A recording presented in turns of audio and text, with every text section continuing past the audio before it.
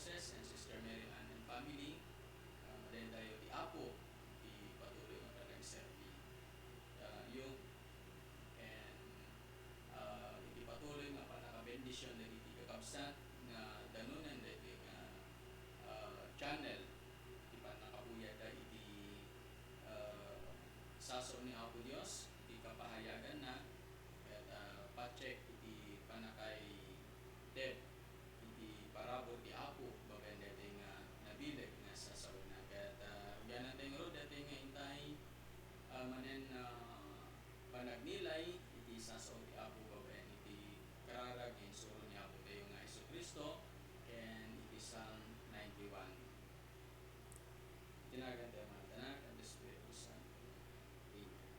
Our Father in heaven, hallowed be your name, your kingdom come, your will be done on earth as it is in heaven. Give us this day our daily bread, and forgive us our sins, as we forgive those who sins against us. Do not bring us to the test, but deliver us from evil. Amen. Siyang naghahangad ng pagpupok ng kataas-taasan at nanatili sa kalinga-niyong makapangyarihan, makapagsasabi sa kanyang Panginoon o katahanan, ikaw ang aking Diyos, ng Diyos at ang kong pinagtiwalaan. Ika'y liligtas niya sa panganib sa mga nabitag at kahit anumang mabigat na salot, di ka magdaranas. Luluko ba niya sa lilim ng kanyang malabi na pakpak? Sa kalingan niya, inatitiyak mo na ikaw ay ligtas. Iingatan niya at ipagsasanggalang pagkat siya ay tapat. Pagsapit ng gabi, di ka matatakot sa anumang bagay, maging sa gagawin bigla ang pagluso pagsapit ng araw. Minsan upamang darating na salot pagagat ng dilim, di ka matatakot sa kasamaan ng araw kung dumating. Kahit na mabuwal sa iyong harapan ang 1,000 tao, sa iyong paligid ang bilang ng patay maging 10,000. Di ka matatakot at natitiyak mong di ka maano. Ika'y nagmamasid at sa panunod iyong mamamasdan, iyong masasama ay makikita mong pinarasahan. Sapagkat si Yahweh ang iyong ginawang tagapagsanggalang at ang pinili mong mag-ingat sa iyo'y kataas-taasan. Di mo aabutin ika'y mapahamak at walang daratal kahit anong uri ng mga paghihirap sa iyong tahanan. Susubuin niyang maraming anghel silang susubaybay kahit sa dako ikaw maparoon, tiyak iingatan. Sa kanilang palad ay tatayukat silang magtataas nang hindi masaktan ang mga paa mo sa batong matalas. Kahit ang tapakan mo ay mga leon, ahos na bagsik, di ka maano sa maserpiente at leong mababanas. Ang sabi ng Diyos, aking iligtas, ang tapat sa akin, at iingatan ko ang sinumang ako'y titinandin. Pag sila'y tumawag, laging handa ko na sila'y pakinggan, aking sasamahan at umay ilangin isa sa gulungan. Aking ililigtas at ang bawat isa'y pararangalan. Sila'y bibigyan ko't gagantimpalaan ng mahabang buhay at nakatitiyak na ang tatamong inila'y kaligtasan. Maaaring ipinit ko ang langit at hindi pumatak ang ulan, maaaring magpadala po ng mga palang upang salantain ang lupain ko. Maaaring palaganapin ko sa aking bayan ang salot, ngunit sandaling ang bayang ito natin pinili ay magpakumbaba. Manalangin, hanapin ako at talikdan ng kanilang kasamaan. Din ko sila, patatawarin ko sila, at ibabalik ko sa kanilang lupain ang katiwasayan at kasaganaan. Ito ang salita ng Diyos na buhay. Pinupuri ka namin, Yahweh, sa sandaling ito. Salamat muli sa pagkakataong ipinagkalmi ko sa amin upang makapagnilay po sa inyo pong mga buhay na salita na sa amin pong pag-unawa ay nagkakalob ito ng pagpapalang higit pa sa aming inaasahan sapagkat buhay ang iyong salita sa aming buhay. Marapatin mong ang sandaling ito ay may alay po namin na karapat dapat sa inyong pong harapan sa patuloy pong pagpaparanas ng iyong habag na kami ay patawanin, linisin ganap sa dugo ng Panginoon sa Kristo. At samahan at gabayan kami ng iyong Banal na Espiritu sa pagninilay na ito upang ang iyong salita'y ganap namin maunawaan at may sa buhay namin sa araw-araw. At sa lahat po ng mararating ng sandaling ito ay dalangin po Diyos dumating din ang pagpapala na kailangan ng aming po mga kapatid. Lalo na po ang Garces and Aviva family, mga kaibigan, kakilala, kapitbahay. Kaya Panginoon, inaangkin na namin muli ang matagumpay na pagninilay sa inyo pong mga salita. Sa ngalan ni Jesus, sa ngalan ng Ama, ng Anak, ng Espiritu Santo. Amen. Praise the Lord. Glory to God. So ating pong tunghayan ang mabuting balita ng ating pong kaligtasan sa sandaling ito. Iti panakipataros na iti pagsasao tayo ng Ilocano kung na dito in Matthew chapter 4 verses 1 to 11. Inturong ti Espiritu ni Jesus ijelet ang tapno masulisog ti Diablo. Tapno sulisugan ti Diablo. Kalpasan ti patapulong aldaw ken rabii adi nang nangan ni Jesus nabisinan. Imasiday ken kuana ti Diablo ket kinunana no sika ti anak ti Dios bilinem nga agbalin at tinapay dagitoy abato.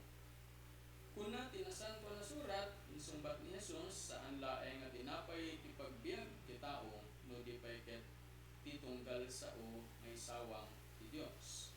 Inturong ti Diablo no ni Jesus iti nasantuan na syudad ket impan na iti kangatuan a paset ti templo sana kinuna no sika ti anak ti Dios tumapok ka man agsipod ta po natin ang santo na surat bilinen to ti Dios dahiti angheles na ang mga iwan ken ka tapayan da kanto tapno uray dagiti sakam saan amadunor iti bato. Ngayon ko namin tinasanto na surat sumbat ni Jesus di mo sulisugan ti Apo a Diyos mo. Impan ti Diablo ni Jesus iti nakangat-ngato abantay ket impakita na ken kuana dagiti amin apagarian ditoy lubong agraman dayagda. Ited kunto ken kaamin dagitoy kinuna ti Diablo. No agparintumeng ken agrukbab ka kanya. Pumanaw ka, Satanas, insangbat ni Jesus. Kuna tinasanto na surat, agdayaw ka iti Apo at Diyos mo, ket isulaeng ti pagserbyang. Iti kasta, pimanaw ti Diablo, dimdeng dagiti angheles, ket nagserbida ken Jesus. Kakabsat, daytoy iti nibagadamag nga mangisalakan ken mangbendisyon iti biag tayo. Praise the Lord. Glory to God. So, nag-asak na oras tayo sa ating Kristo at atay man iti dating agundaway nga intay mapagpapatangan iti nimbagadamag nga patsyen tayo dagitoy ket nabileg nga igam tayo ket dagitoy nga panuwen ta amo tayo nga datay kalang iti nga lubong nga adu iti kuna tayo nga pakasuutan tayo iti biag tapno patuloy nga may parangarang iti kinimbag ti Apo iti panagbiag tayo. So nga hintay kitaen dati ni pagadamag karab sa ating Kristo niya iti kay papanan na iti panagbiag tayo iti nga panawin. Ni Apo Jesus kaya iti panangiturong ti Espiritu kanya na ijelet ang karab sa ating Kristo kaya gapu iti panggit maglaing ni Apo Dios nga napintas. Amo tayo nga daytoy nga chapter 4 verses 1 to 11 kaya may panggit iti panang sulisog ti Diablo ken Apo tayo nga Kristo iti tallo nga daras. Ngem agyaman tayo oreman pain no sinulisog ti Diablo ngem haan nga nasulisog ni Apo tayo nga Kristo. Banag nga no sa dino kakabsat iparparang ng rod nga kadagit ti panagbiag dagiti mamati ken Apo tayo Kristo patsyen tayo magngarod nga aday ti kabailan tayo nga agpalegi ta kas ken ni Apo Jesus impakita na nga dapat nga datayo kaya agbalin nga nabalegi han ket di nga biktima iti aramid iti dakes ta ti sulisog ket haan nga dakes kas kun dagitay nalalaing na nangawat detoy kam sa Kristo agbalin agbalin laeng madi ken basol ti sulisog no datayo ket paabak. Yan at English ko na ket if we give in to temptation, ayan, nagiging kasalanan.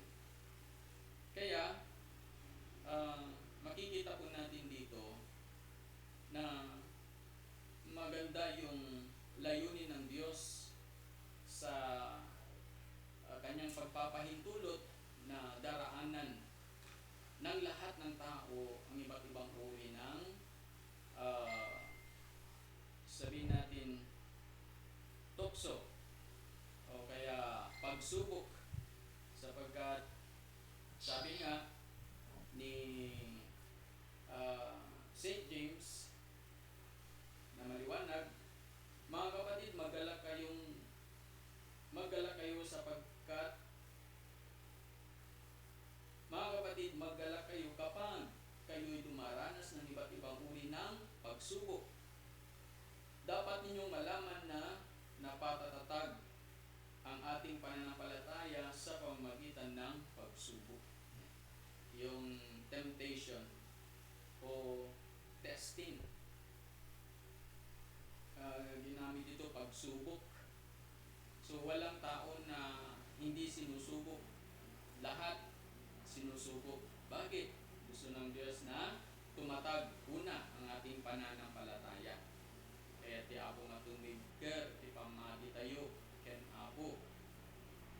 Deta ti umuna nga panggep iti makunko na nga panakasuot iti biag tayo. May kadua ket deto iti panakadalugs, refine, test and refine.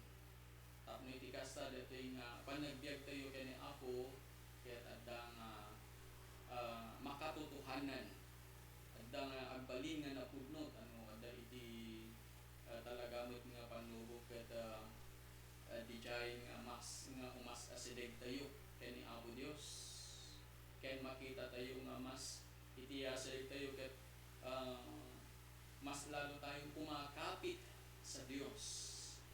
Ayan, dahil totoo naman sa iba't ibang uri ng mukha ng pagsubok o temptation, ayan, sa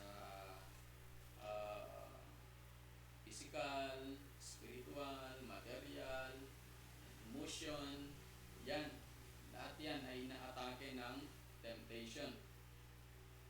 So, kung dumadaan man tayo sa temptation, ay nais ng Diyos na tayo po ay maging dalisay, maging totoo na lingkod ng Diyos. Pangatlo ay nais ng Panginoon na lumago tayo sa buhay nito. Yan. Ang temptation pala ay paraan na tayo ay lumago. Kung dumarating man ang mga pagsubok, makikita na saan ba tayo papanig? Sa Diyos ba? O bibigay tayo sa mga pagsubok na ito o temptation na ito? Yan. Kaya salamat sa Panginoon sapagkat ito pala ay paraan niya para tayo ay patuloy na lumago. Yan. Kasi nailalaban natin yung ating pananampalataya kung may mga pagsubok sa buhay. Lalo na kung may karamdaman ka at kung panahon ng pagpupuri o pagdalo sa gawain ng Panginoon ay hindi mo hinahayaan na nahahadlangan ka ng karamdaman. Hindi nagpapatuloy ka sapagkat alam mo na sa iyong pananampalataya o sa ating pananampalataya ay tutulungan at papagtagumpayin tayo ng Panginoon. At na yung pang-apat ay pagpapakita ng ating pong dependency sa ating Diyos, yung pagiging dependent natin. Totoo naman, siyempre, na sa gitna ng pagsubok, siya lang talaga yung ating malalapitan na magbibigay sa atin ng kakayahan at kapangyarihan upang magtagumpay.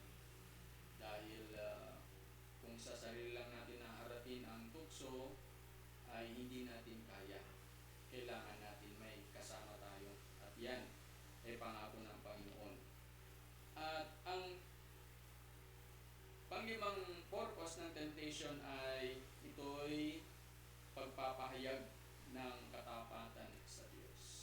Although minsan tayo po ay nakikitaan na mahina, pero hindi nangangahulugan na mananatili po tayo doon. Kaya salamat sa Panginoon sa kanyang habag dahil tayo ay tinutulungan niya upang magpatuloy, magpakita ng katapatan. Panang ipakita iti kinapudno uray no adda dirigrigat na mapadpadasan iti dating biyag.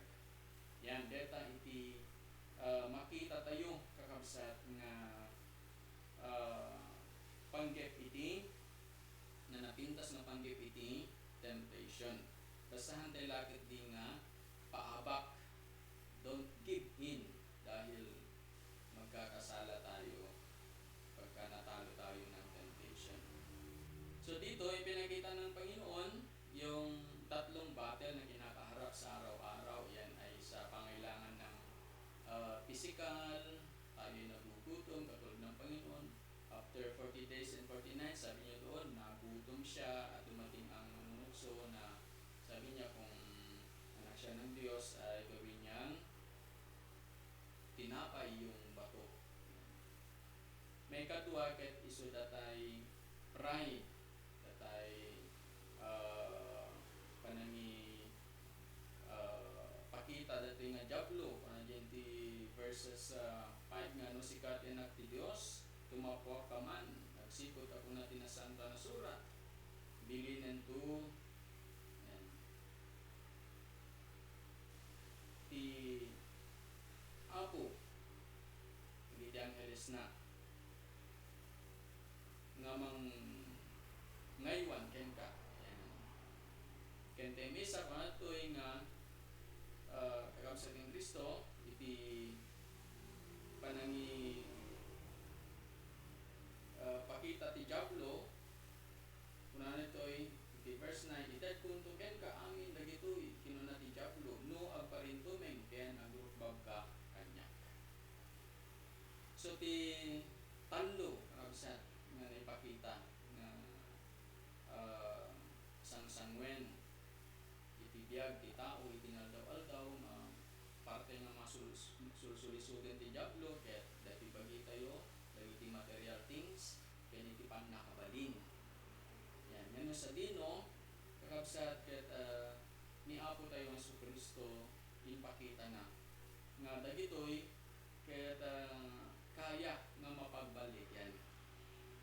Numan pay anod nga dagitoy ket awan nga kuna tayo nga masapol dagitoy ngimhaan nga isu ti mangiturong iti biyag. Ti masapol ti bagi tayo taraon, masapol tayo dita ngem haan nga isu iti kuna tayo nga agbalin nga mangiturong iti biyag tayo. No mangiturong ti biyag tayo kaslaison ti didusen tayo.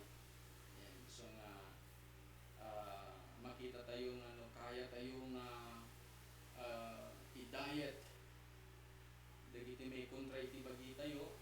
Yan tamo tayo met nga no ag-diet tayo ket at iti napintas nga outcome na iti bagi tayo. Bueno, dagitoy material things.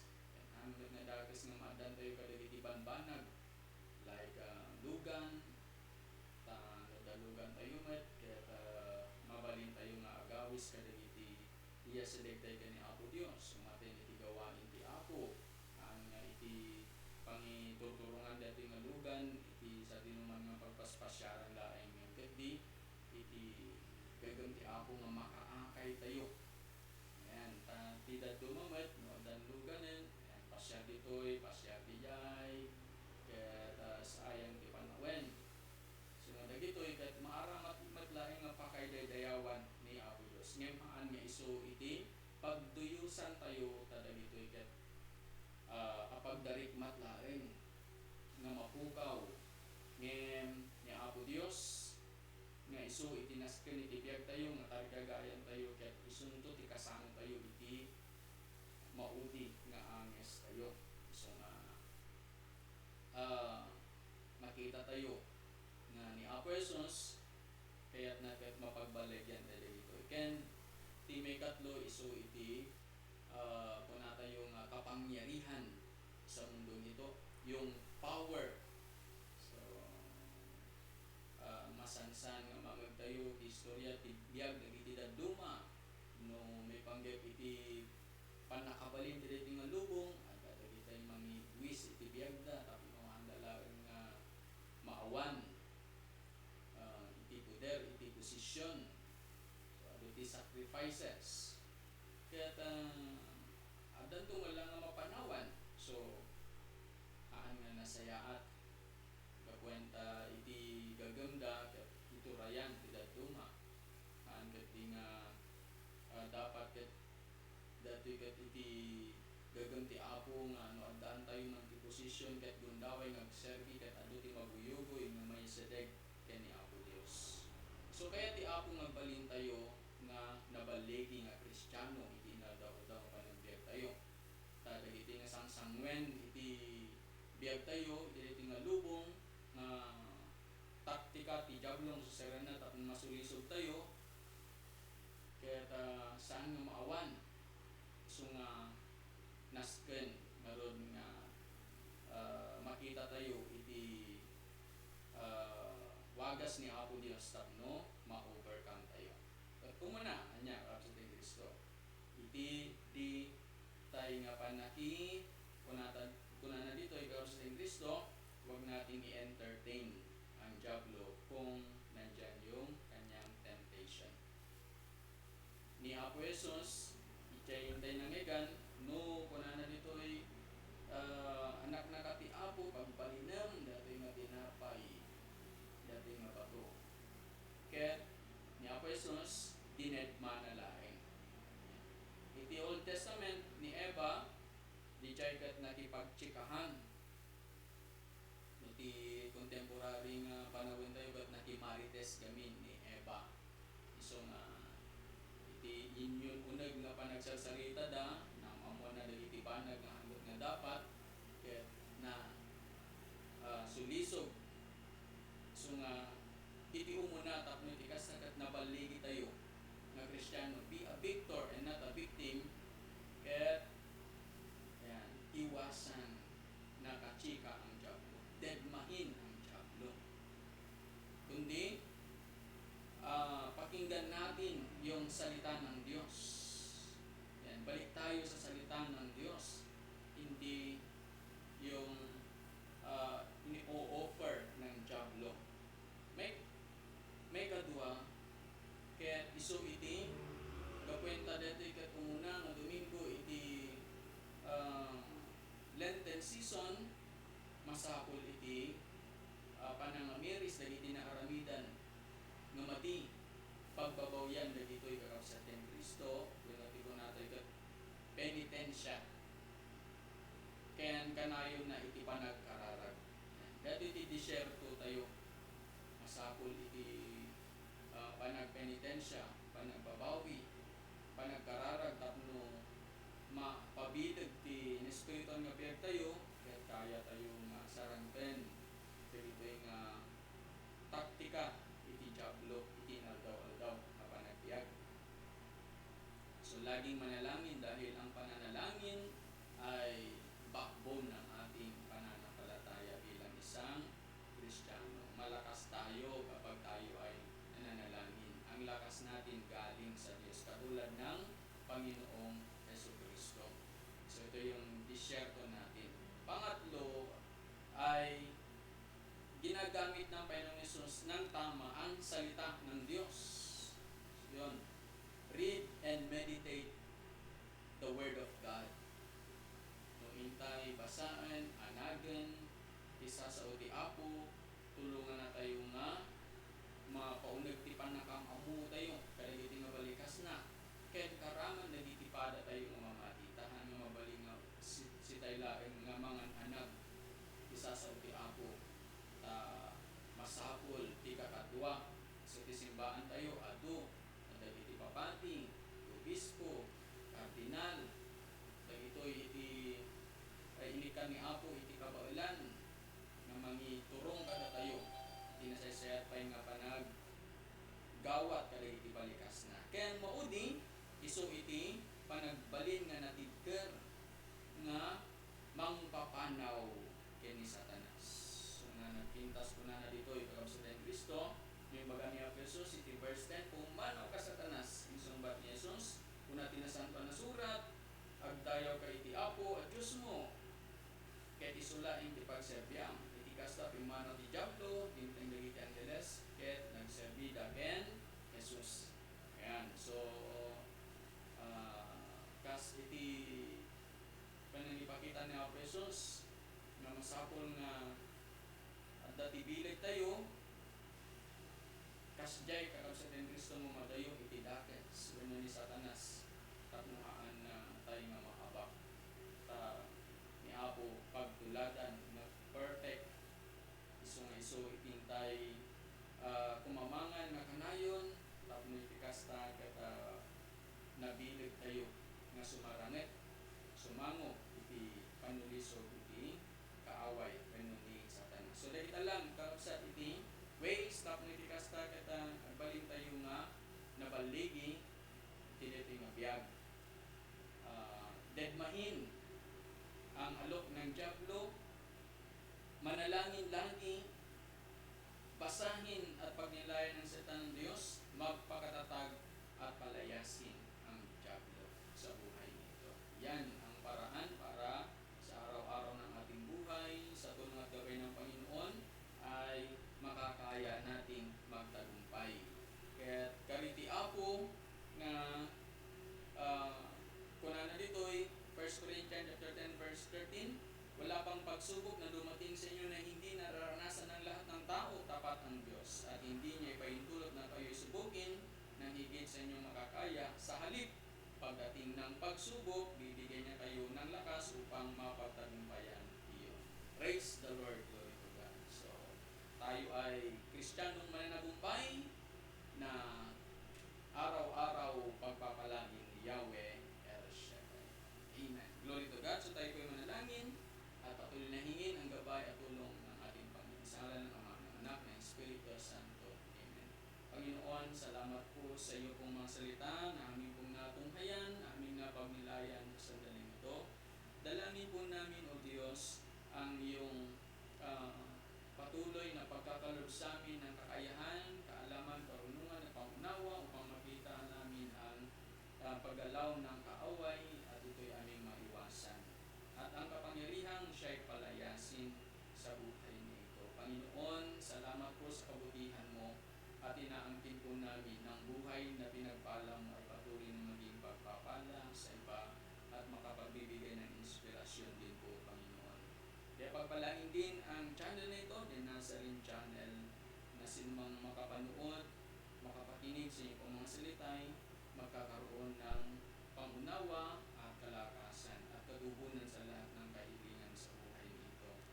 Lalo na, O Diyos, ang iyong mga lingkod, Sister Nanay Estela Garces, Sister Mary Ann Abiba and family, mga kaibigan kakilala, kamanggagawa nila sa buhay, kapitbahay, Panginoon, dalangin po namin ang iyong patuloy na pagsama at pagpapala sa buhay ng mga lingkod mo pong ito. Salamat po, Panginoon, at pagpalain mo po uli hanggang sa susunod na pagtatagpo sa pamagitan po ng channel na ito.